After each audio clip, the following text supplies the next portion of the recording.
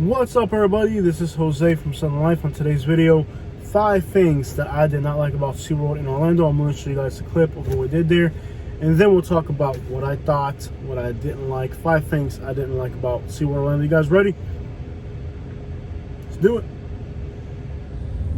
All right, everybody. So $30 to park. Let's see what this SeaWorld's about. That girl is about as happy as she could be. She's been wanting to see this orca thing like for her whole life. Orcas are like her favorite thing ever, and she's really excited about seeing this orca. So yeah, just making dreams come true here. Okay, so the first part of this is parking far away, and then you got to walk to the park. So we're still walking.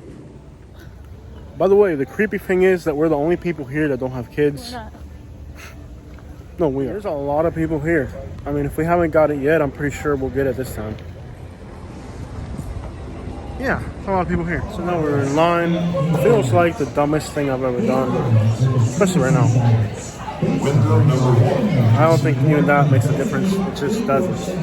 So far, it was $240 to get in and $30 to park, so that brings us to almost $300. Okay, so we're in here. Number 1, if you're gonna pay $30 to park and like $250 to get in for 2 people, they need to have a shuttle service to help you, so you don't have to walk this ridiculous distance with your family. The fact that you're paying so much money to get in this park and that they don't have a shuttle service to get you from your parking spot to the main gate, which is quite a distance, especially in South Florida or Central Florida. The one thing I didn't like right there. So we're in here.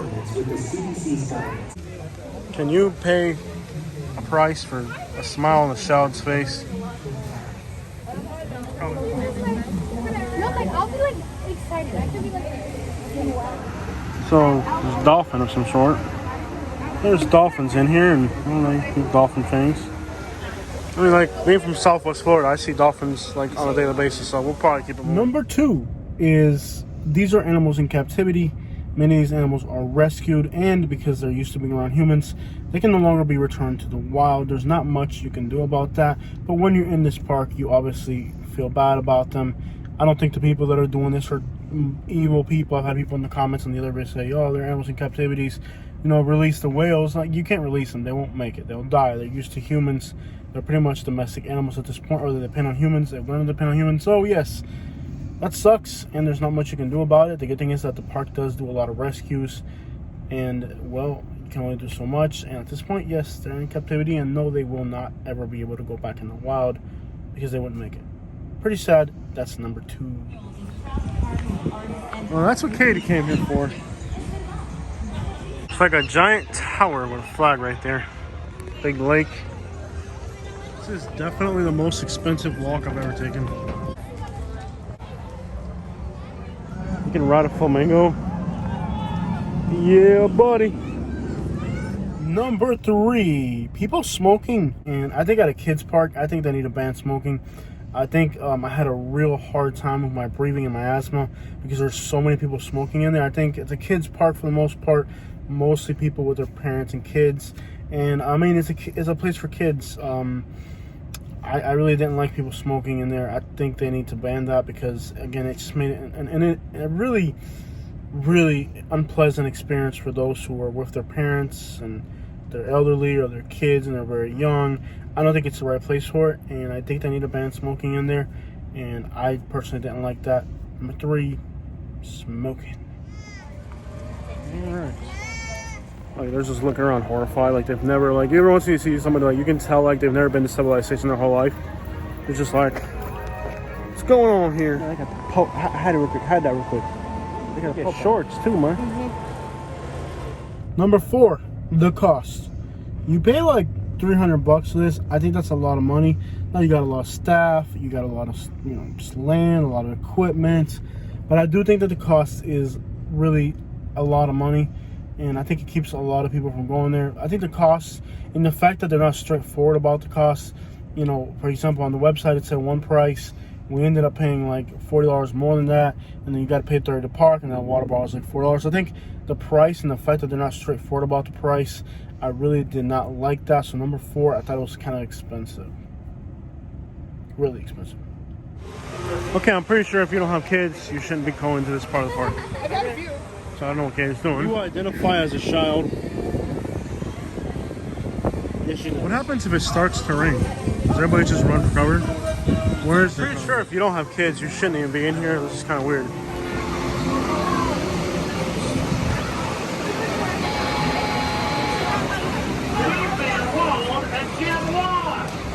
What's going on here?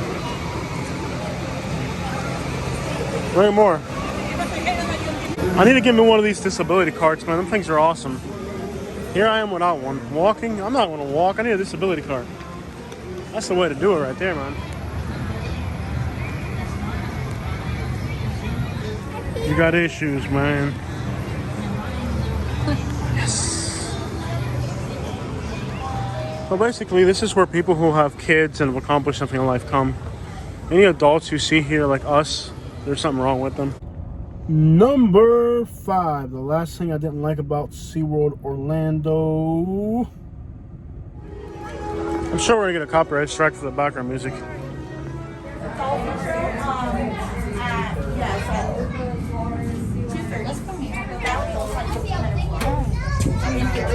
It's pooping.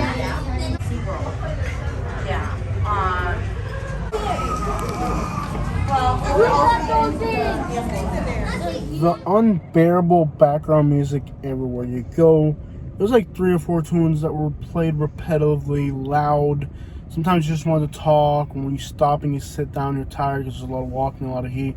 And this background music is just there. Bro, that music, it's unbearable.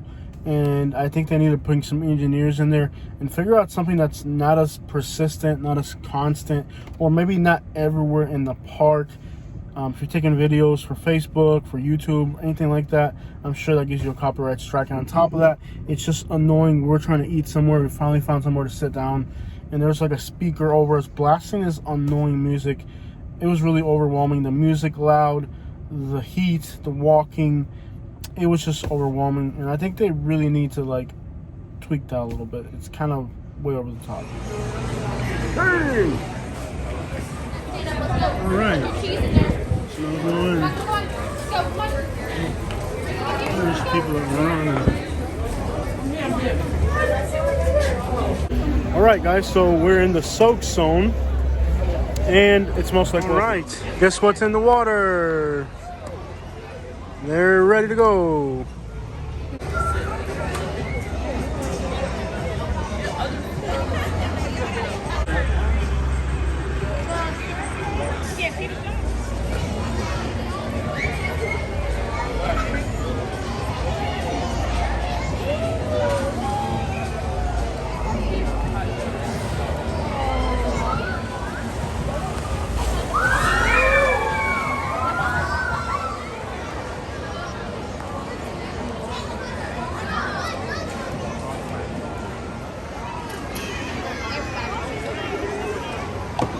Coming at you. Huh? Coming at you. Right underneath and watch.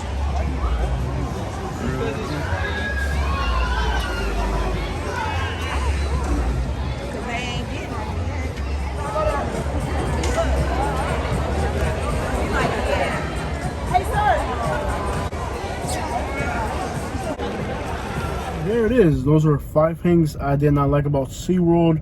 And remember, this is just my opinion as a client. And well, I had a great time, and I even shared it with you guys. So there it is. Those are my thoughts on SeaWorld. 5 things I did not like in my personal opinion. For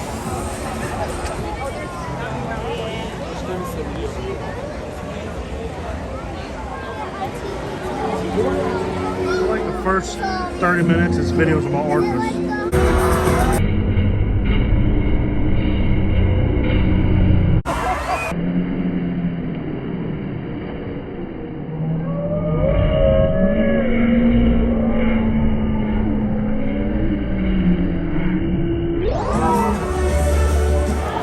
So at first I was a little skeptical because of the price of getting in here, but after the experience, I think it was worth it.